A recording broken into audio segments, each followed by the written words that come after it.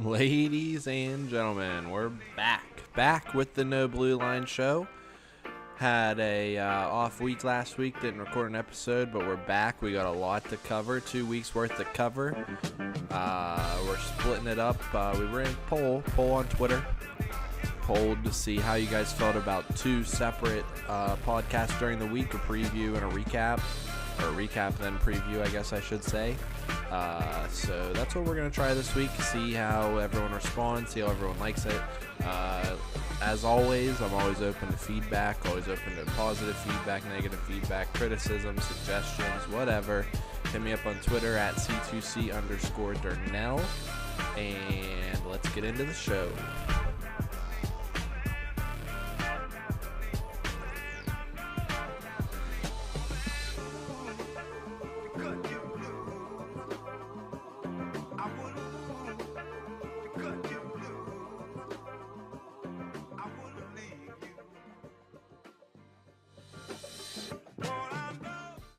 Episode 4 of the No Blue Line show. I want to thank you guys for tuning back in, giving us a listen.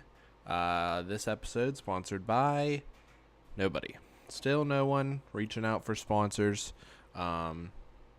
Anyone that's out there, I enjoy pretty much anything free.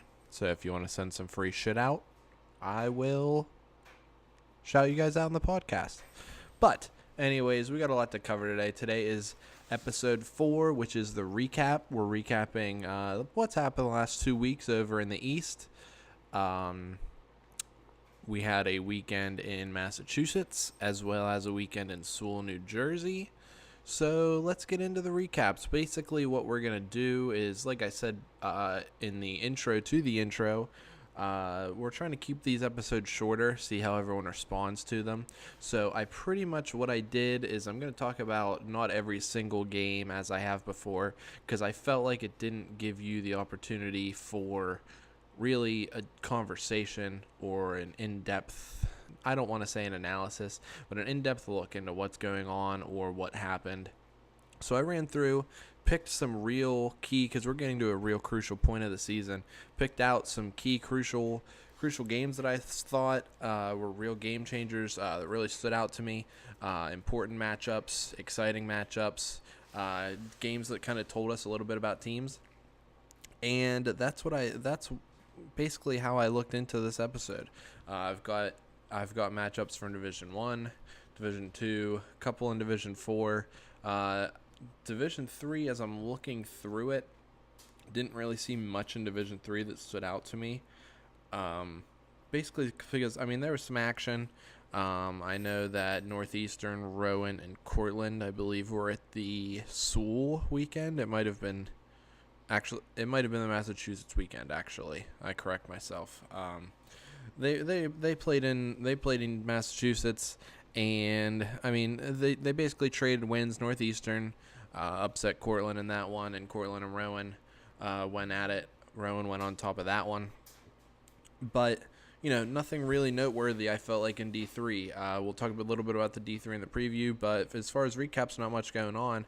But we'll start our recap with a super exciting game, I think, which was kind of a surprise. It was a surprise to me. I'm not sure if it was a surprise to some of you other guys, but we had RIT and Northeastern on Saturday in Massachusetts, and that game was something.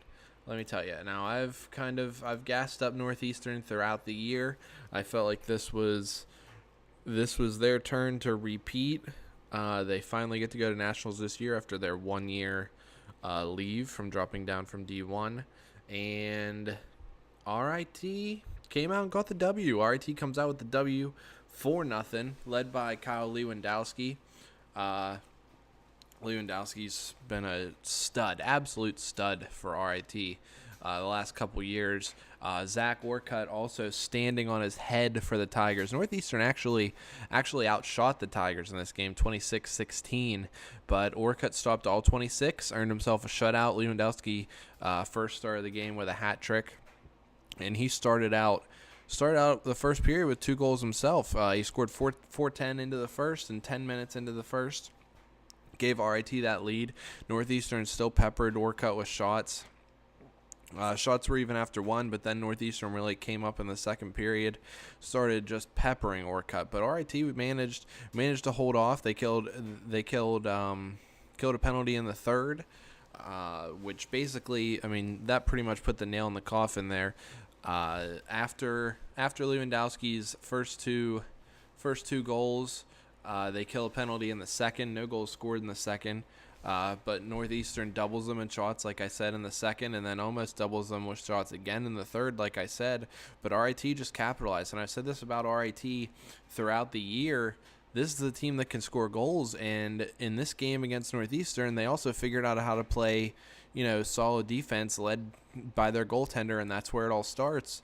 And they found themselves beating the top team. RIT, I've kind of downplayed these guys throughout the year. I thought, they're getting some good wins. They can score a lot of goals, but I don't know if they're really legit. And this win proved to me that they are legit. They have wins now against two of the top three teams, Northeastern and Penn State. And, this is a team to really look out for going forward. Next big game I kind of want to talk about, kind of a statement game.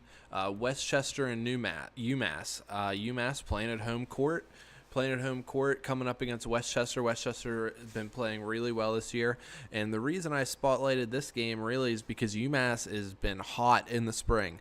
They've been playing really well. They're moving themselves up in the standings, trying to solidify one of those final regional spots, which we're going to preview. Look at the standings Friday. Talk about a little bit of predictions for regionals, some clinching scenarios and stuff. But Westchester, UMass, I spotlight this because UMass has been playing hot. They continued their hot play, but UMass just proved to be a little bit too much for them. Whitman makes a few brilliant saves, ends up making 18 saves. Westchester wins this one 4-2, led by Derek Hoffman, who's up for Player of the Year in D1. He has a goal and an assist. He scores in the first period. He gets an assist in the third.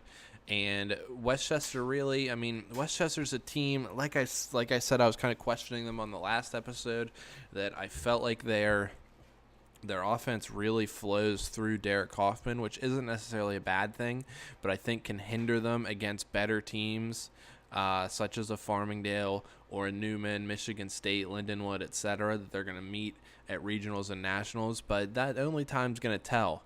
Westchester gets this win. I think on paper, Westchester clearly was the favorite. Kind of comes out as expected, but it was interesting to me, one, how close this game stayed throughout, and because Westchester really just kind of pulled away in the third. The game was tied 1-1 going into the third, and Westchester scores 3, which really starts with a goal 49 seconds in from Jackson Field.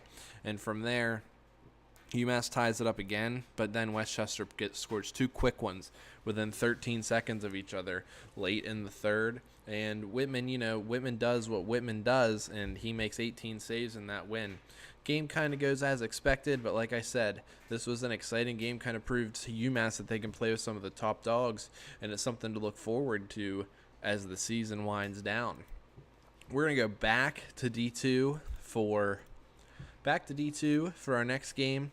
Next game ends up being a Northeastern and Penn State. At this time in the standings, Northeastern was number 1, Penn State was number 2, and as many of you guys know, some of you guys might even be from Penn State. A little bit of chirping going on between me and Penn State. All friendly, though. I have a lot of love and respect for those guys. But I've been questioning Penn State and their validity throughout the year. Conversations I've had with players and their coach, Russ Loring, basically talking about, they haven't had any real statement wins. And I told Russ before this Massachusetts weekend, I said, you got to get some wins this weekend, or at least play these top teams. They had Northeastern and Endicott on the schedule. I said, you got to play these teams well, because that's really how you're going to be looked at as a team going forward. You don't want to be known as the team in the top, near the top of the standings that doesn't beat anybody. And, it looked a little grim for Penn State against Northeastern. And I don't say that with happiness. I want to see these guys do well, and sometimes I'm a little worried that, sometimes I'm a little worried that people would think I have this vendetta against them, which clearly isn't the case. I'm just a realist.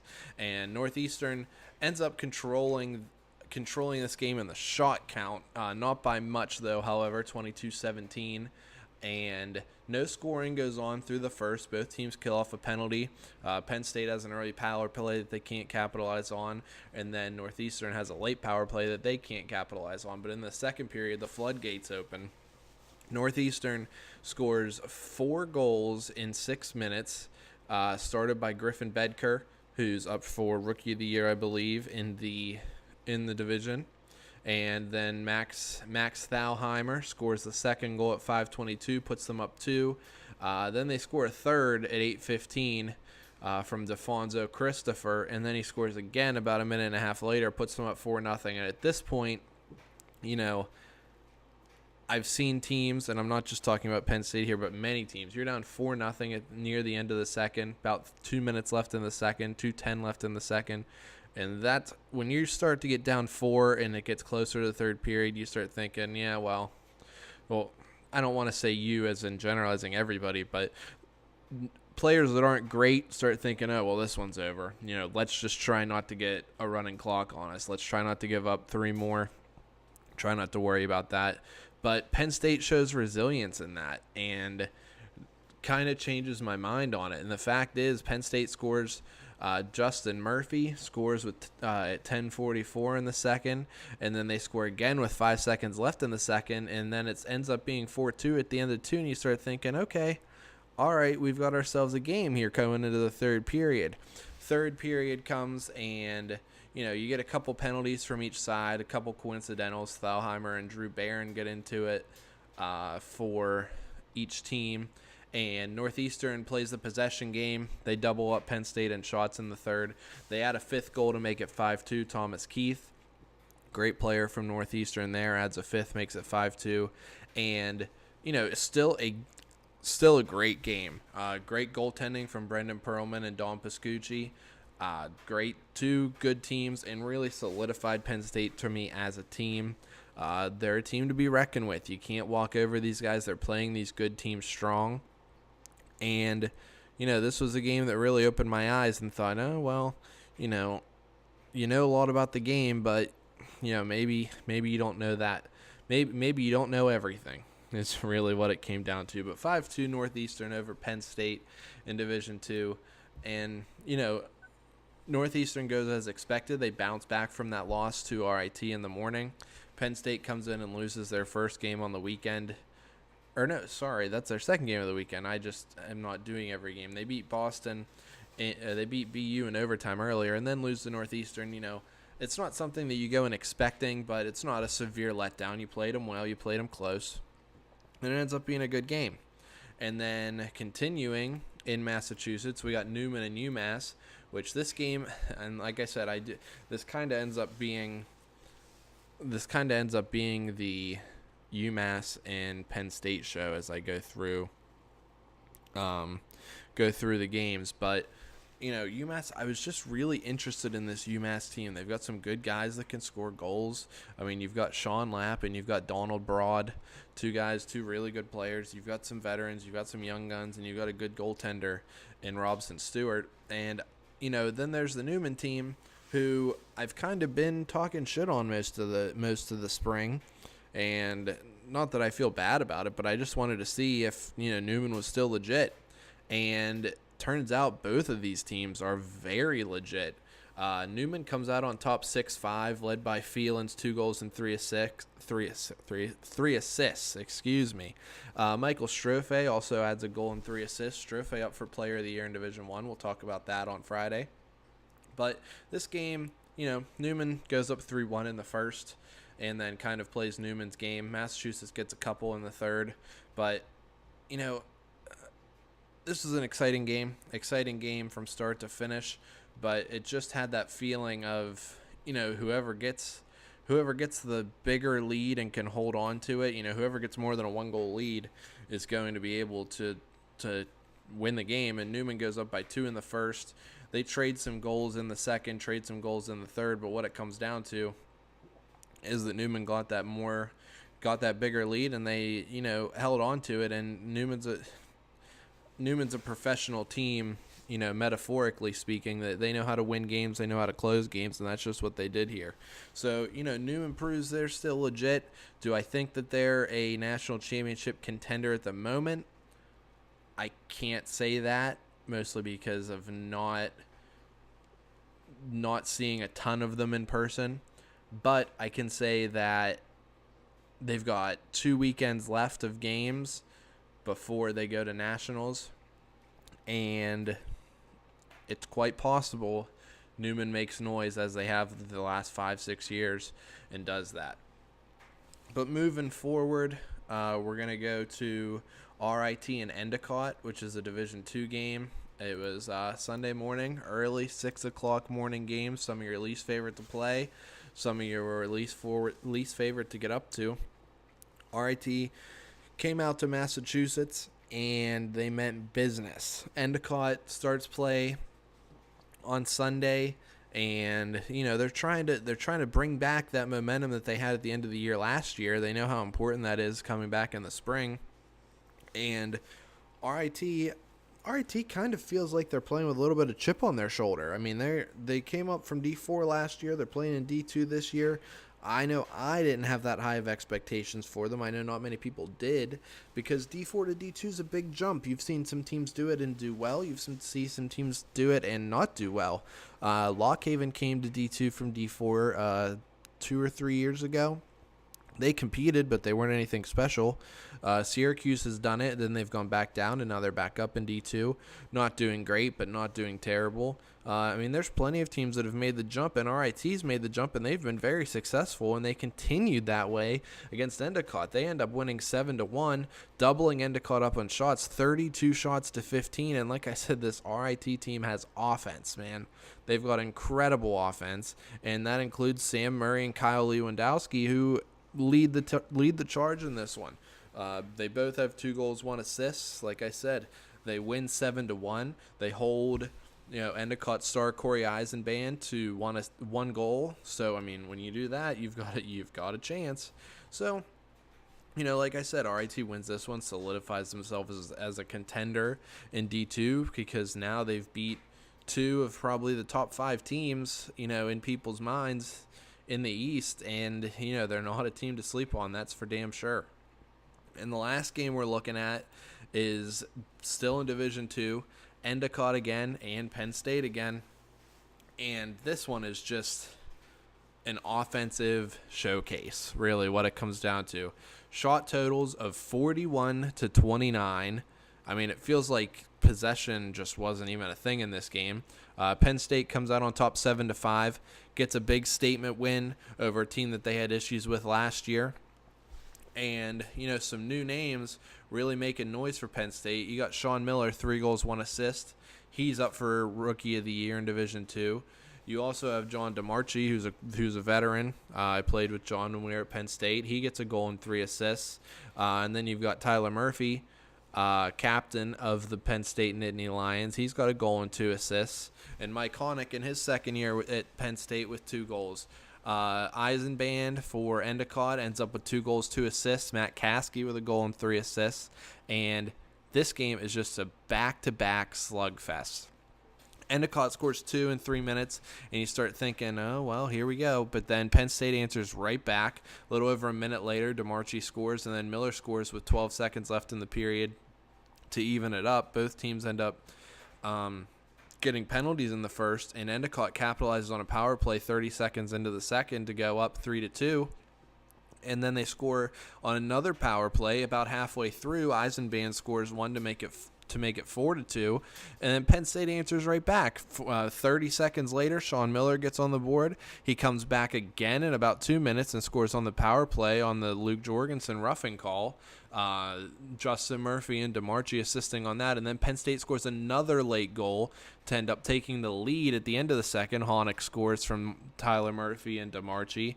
DeMarchi just the assist man, playing back on the point. And then Penn State adds their 6th and 7th in the first half of the third. Honick and Tyler Murphy again. And Eisenband, brings it close with at the 9-minute mark. at 8:58, makes it 7-5 there. But Penn State's just slaughtering Endicott in the shot department and basically controlled this one. Makes a big statement victory. I believe at the time they remained in second, possibly third. They might have been third at this point at the end of the weekend. I don't quite recall. But they solidify themselves as a contender, and that's what they wanted to do going into Massachusetts. I know that for a fact from my conversations with them, from hearing from them, and that's just exactly what they did. This is a Penn State team that we haven't seen in years, and it's good. I don't know if it's just me, maybe some favoritism, some bias, but it's good to see them doing well. Happy for them, excited for them, and they come back in the next weekend and play in Sewell, and we'll get into that. Actually, right away, because they're the first game that I want to talk about from Sewell, as they match up with Stony Brook. Stony Brook didn't play that many games in the fall compared to everyone else. Also didn't play much in the early half of the spring. But, excuse me, something to talk about with Stony Brook is their goaltender, Rory Buckley. I had tweeted out that Buckley and, Rory, if you wanted to remain anonymous, I'm sorry, but I had a conversation with Buckley. I think it might have been the weekend of Massachusetts. I'm not quite sure. Maybe shortly after. Sent me a DM on Twitter and said, "Hey, what do you think about us? Us as in Stony Brook coming into the spring?" And I thought, I know that Stony Brook has a history of being a spring team and making noise in the spring, and I know that Buckley's a stud in net. I know they've got scorers.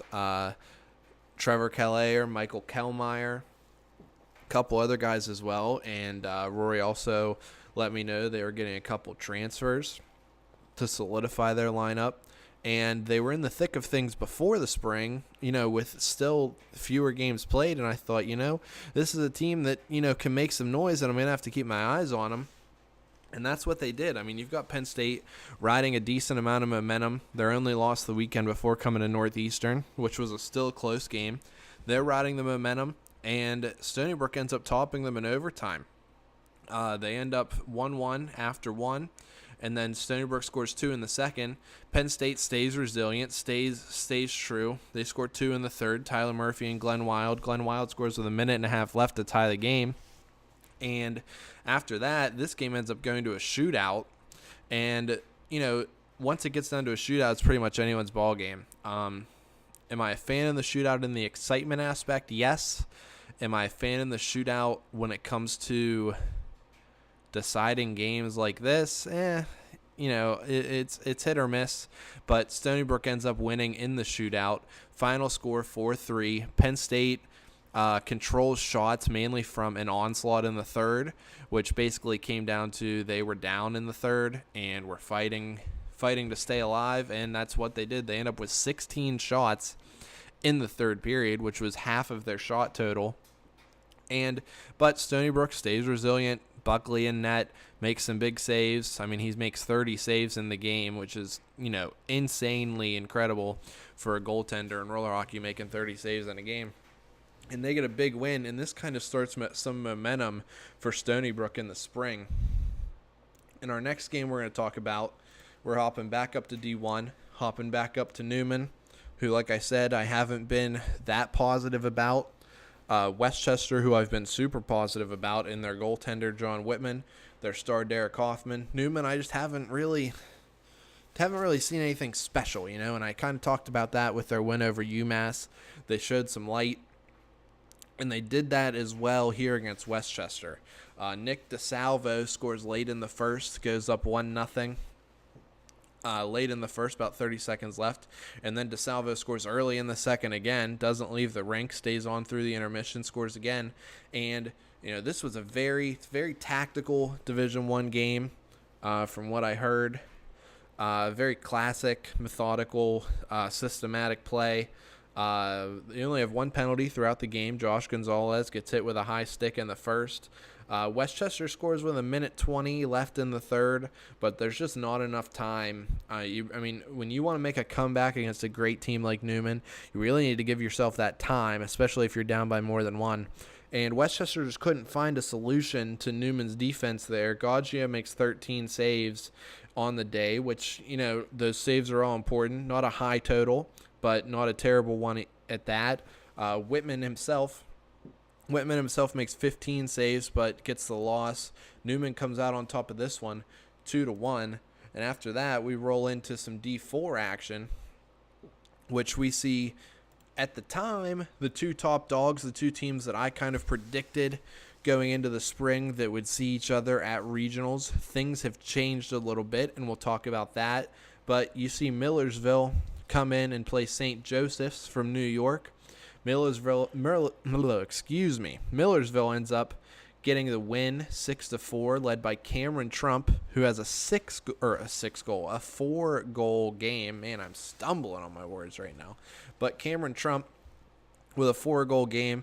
Millersville ends the first up 3-1, and from there they kind of just continue on pace. The teams trade goals in the second, 2 for Millersville, 2 for St. Joseph's, and Millersville adds an empty netter in the third, which seals the win for them. Like I said, they end up winning the game 6-4. St. Joseph's actually controlled the game in shots just by a little bit of a margin, 22-19.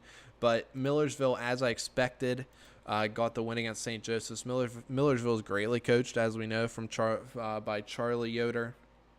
But then we kind of see, a shift in the paradigm in Division 4, and that starts with the next Division 4 game, which is Hofstra and Millersville.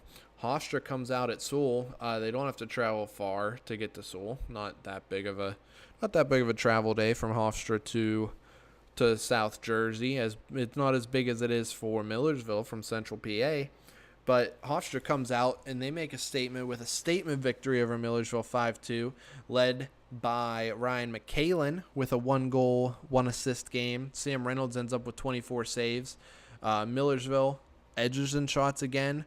They even end up with 14 in the third. But like I said before, when you're playing from down, as Millersville was, and their only goal in the third coming from a penalty shot from Cameron Trump, when you're playing down, as Penn State was in our game against Stony Brook, as well as Millersville in this game, your shot totals are going to be up. When you play with that lead, you just subconsciously start playing a little more passive, start keeping shots from the outside, and that's what Hofstra did, and they get the W 5-2 in this one, and they continued that in their next game against St. Joseph's, which they end up winning 2-1 in overtime.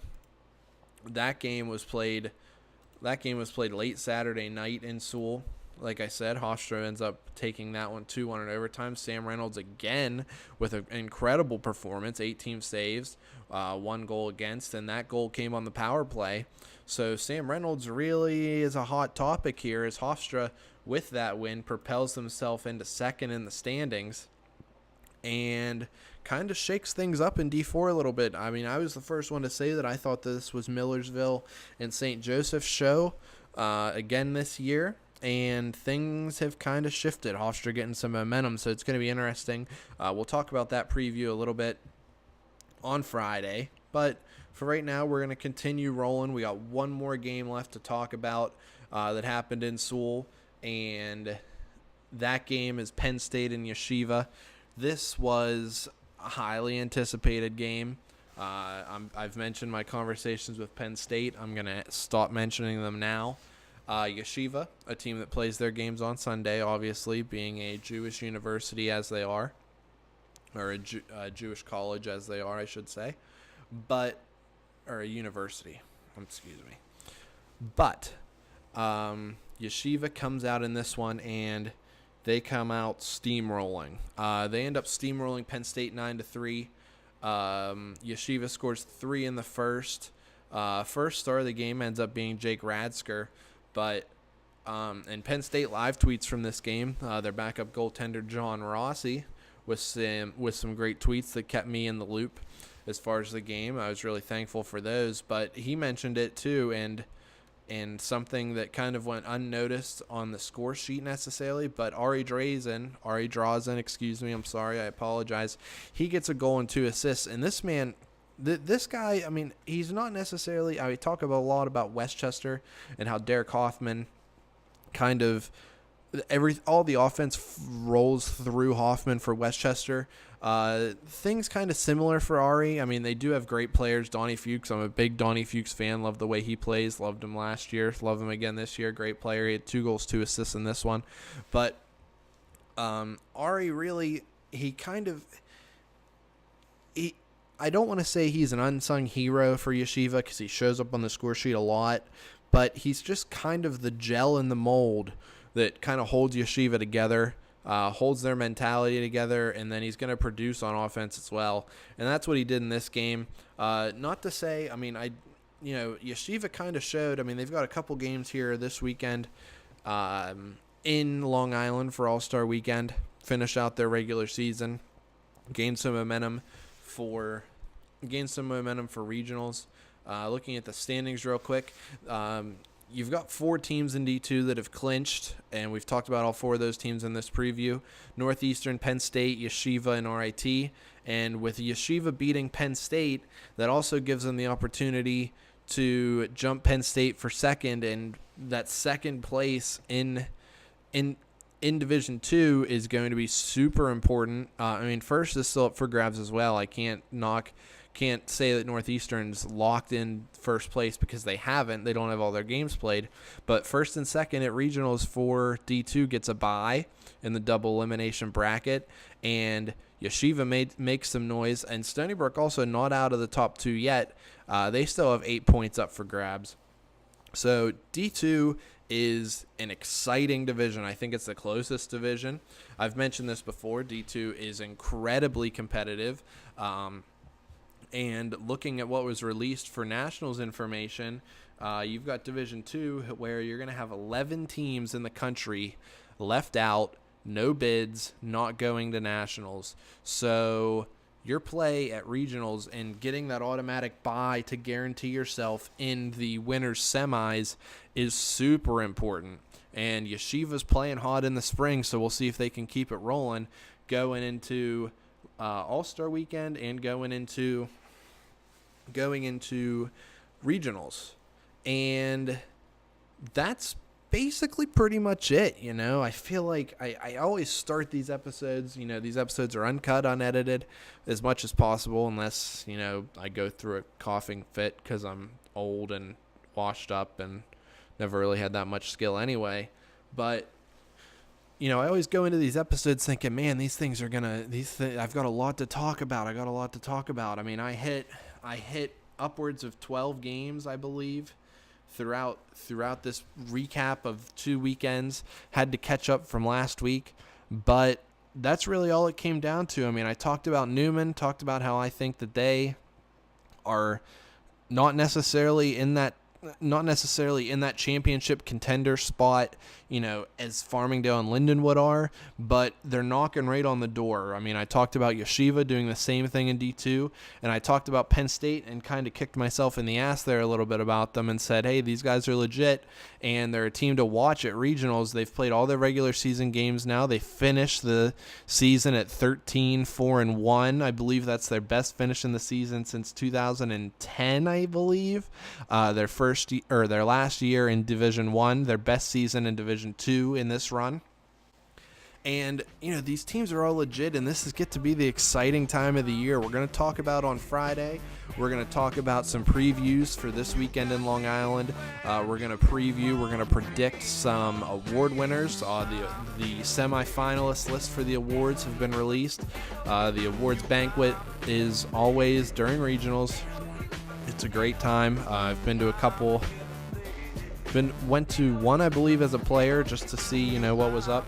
And I've been there as well last year and hopefully this year as well. ECRHA does a great job. It's not just, they don't just look at top point scores, and they do their homework. And regionals is knocking on the door. It's an exciting time of year to be a college roller hockey fan. But that's it, episode 5 of the No Blue Line show. Want to thank Cartoon Ready 91 for the logo, as always. If you guys have any questions, have any criticisms, feedback, anything like that, I want to thank you guys. Make sure to hit me up on Twitter at C2C_Durnell. And we are out of here.